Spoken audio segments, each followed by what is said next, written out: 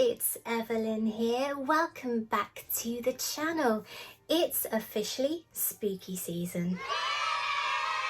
So let's have some holiday content. I absolutely love movies, and growing up one of my favourite actors was Jim Carrey, and that continues to be the case to today. And we are going to create something based on one of my favourite movies of his. And you all know that I absolutely love creating. So this week we're going to make the Queen of Cakes, the Victoria sponge, but with a little bit of a twist. We're going to make a cake based on Shikaka from the movie Ace Ventura, When Nature Calls. Full disclosure, however, guys, this film may not have aged as well as hoped.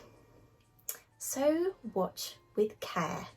But let's get baking. And you can probably tell from my voice on this video that I was having an absolute whale of a time creating this cake. But I then decided to put some tunes on, so for reasons of copyright, you've got a voiceover. Come on, let's get some baking done. To make your cake, you will need the following ingredients: some caster sugar, some butter, some plain flour, some baking powder, eggs or an egg substitute. For the filling of your cake, you will need some more butter,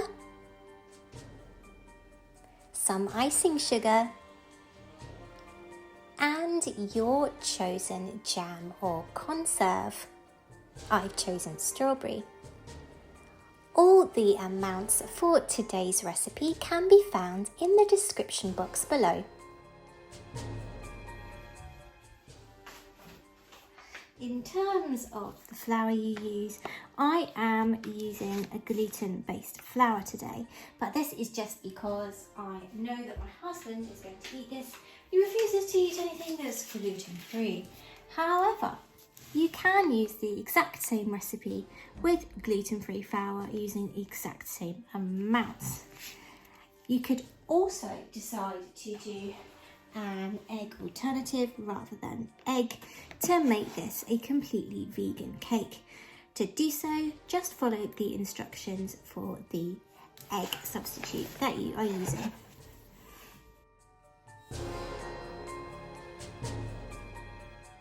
Preheat your oven to gas mark 5, 190 degrees Celsius or 170 for a fan oven.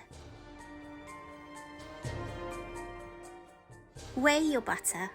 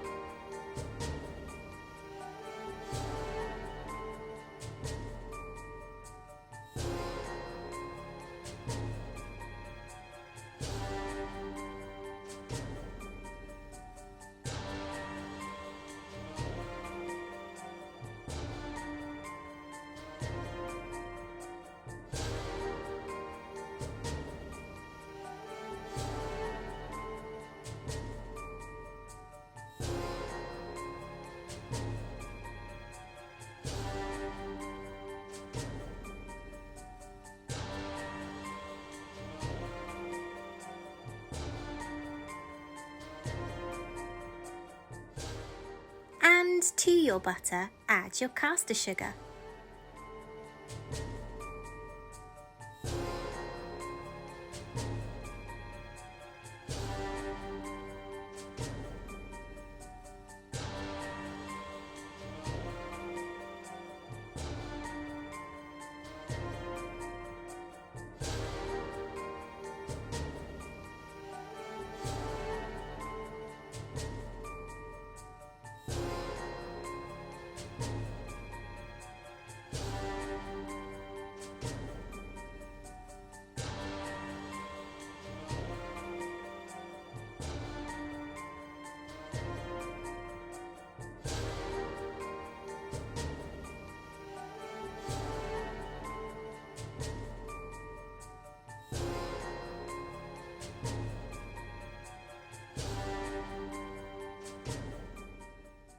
grab a wooden spoon and cream that butter and sugar together.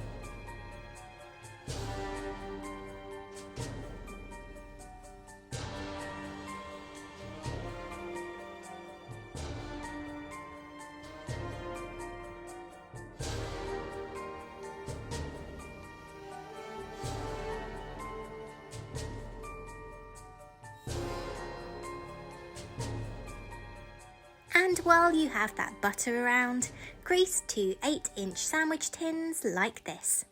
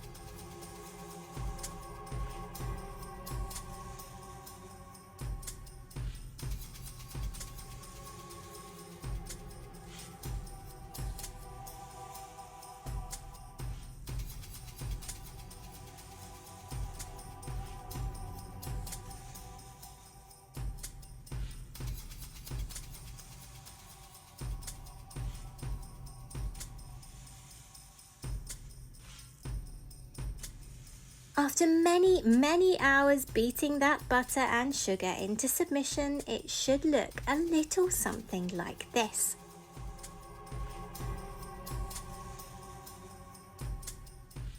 And now it's time to add the eggs. And I find the best way to beat them before adding them into the mixture is in a teacup with a metal fork, which also means I don't chuck it everywhere. Brilliant. Just don't get shell in it. Oops. This is painful viewing and I am well aware of it. Those hands just weren't playing ball.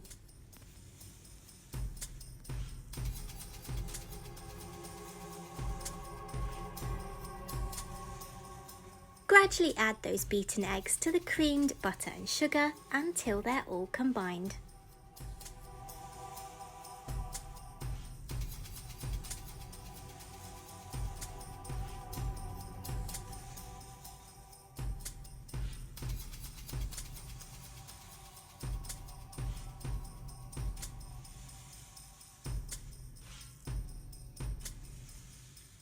Now that the eggs are mixed in, it's time to add our flour, preferably using a sieve. And remember, it's not a failure to ask for help. I often grab my daughter or my husband as my sous chef.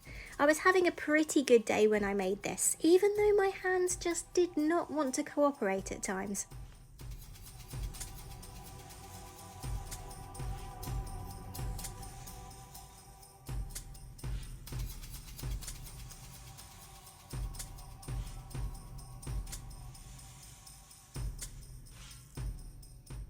Now fold the flour into the mixture using a metal spoon.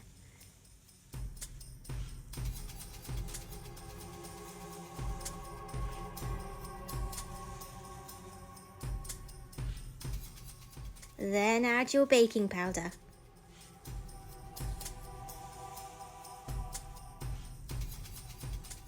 Keep mixing to form your cake batter.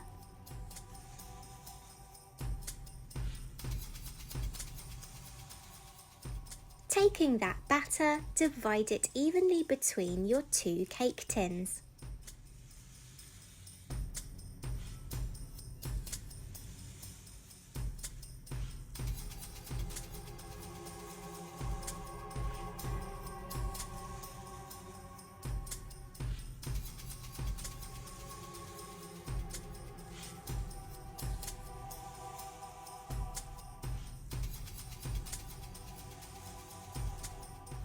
Ovens are hot, hot, hot, so use precautions like this tea towel.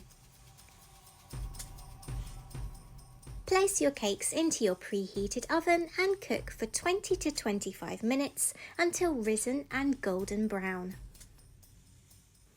And while they're cooking, let's talk about the history of this marvellous cake. The Victoria sponge is said to be named after Queen Victoria, who, legend has it, enjoyed a slice or 2 of cake herself. The main difference between this cake and those preceding it was the invention of baking powder in 1843 by Alfred Bird. Previous to this, cakes took on more of a biscuit form, which can be dated back to as far as 1615. Although this Victoria sponge cake, or Victoria sandwich as it's also known, has taken many guises over the years, the main constitution of this cake is 2 layers of sponge sandwiched with layers of buttercream and jam. And the jam, although you can choose whatever jam you like, is traditionally a red berry variety, like strawberry or raspberry. And what about the important thing? Buttercream first or jam? To be perfectly honest with you, I have no idea, and I just go with whatever's to hand first. But let's get back to constructing our bat cake. Let's go. And here are my lovely cakes. To turn them out, I usually run a knife around the edge of the tin to help loosen them before turning them onto a plate.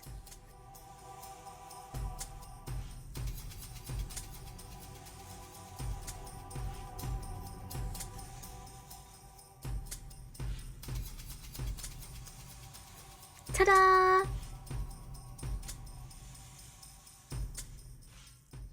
Okay, so here is one of our sponge cakes and we're now going to get ready to turn it into a bat. We need one larger circular cutter and a smaller circular cutter. But the ones that I've got are serrated. I don't want to jeopardy edges, so I am using a pint glass and a champagne flute. What I'm going to do is press my champagne flute into the top of the cake, like so, cutting through the cake. And I'm going to do a second smaller circle.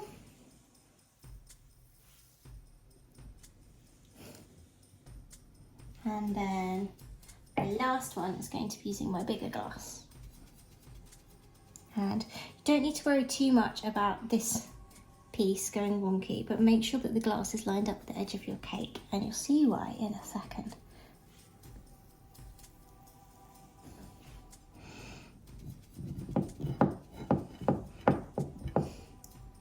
Just like so. And you're going to repeat the same process with your other cake. Okay, so now we're going to start to arrange our cake. And I'm going to start by using what will be the bottom part of our cake. The top piece, as you can see, is top up, and I've cut that the same as I've cut this piece. So we take one of our edge pieces here. You can no doubt start to see what the shape is. Yes, it's a bat wing. So I'm going to place one wing like so, and the other wing like so, making sure that the larger portion is at the front and the smaller at the side, like that.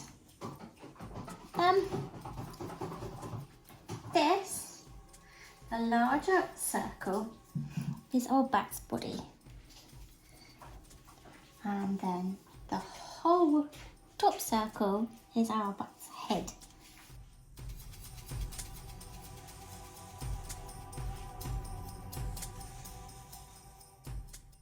going to do is chop that in half across the circle. Then I'm going to cut it again to make 2 little, and they are going to be my bat's fruit, like so. And then this piece here, I'm just going to cut off the corners like so, and I'm going to use those to make my batty some little ears.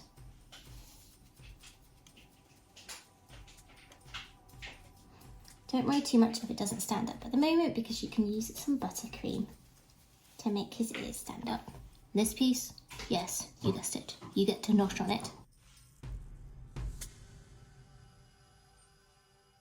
Now what we're going to do is make some buttercream to sandwich our bat together. Okay, so let's make some buttercream. We've got 100 grams of softened butter in our bowl,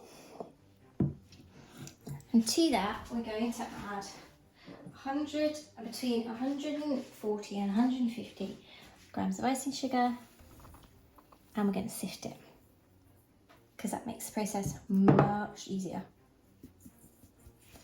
and doesn't give us lumpy icing. I love the cloud that icing sugar makes when you sit there, like unicorns or something.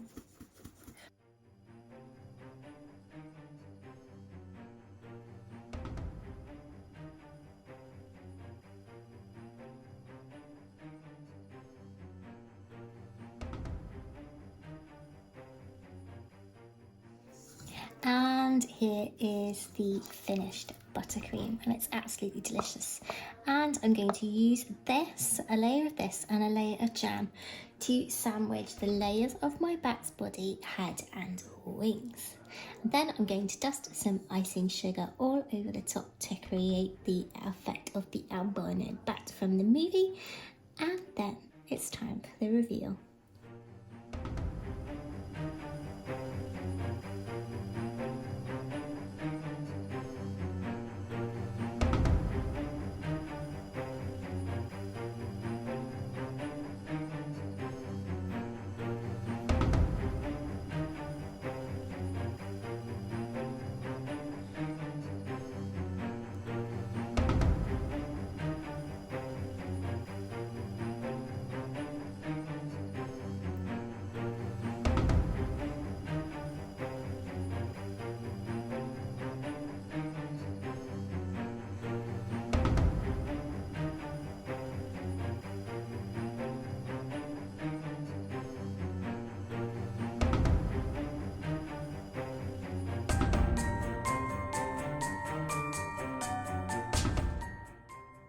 So there you go, my friends, how to make your very own Victoria sponge or Victoria sandwich cake, and how to turn it into a bat for Halloween. It's true that here in the UK we don't celebrate Halloween quite as much as those across the other side of the Atlantic, but I absolutely love this season. So, sneak peek here, this will not be the last Halloween content for the month, so stay tuned to the channel. If you haven't already subscribed, my friends, please do so by hitting that all-important subscribe button below. But until next week, stay safe, be kind to yourselves. Bye, friends.